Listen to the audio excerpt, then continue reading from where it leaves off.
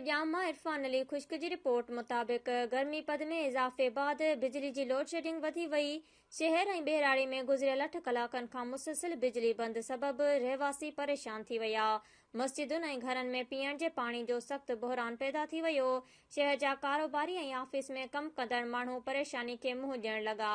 टंडोजाम शहर, Sakhi Wahab town, Muzaffarabad colony, Od colony, Khesana Mori, Abri, Musa Khatian, Tando Kesar समेत ॿियनि इलाइक़नि में शदीद गर्मी में 12 खां 14 कलाक बिजली बंदि रहण सबबि रहवासी तकलीफ़ुनि खे मुंहुं ॾियण लॻा।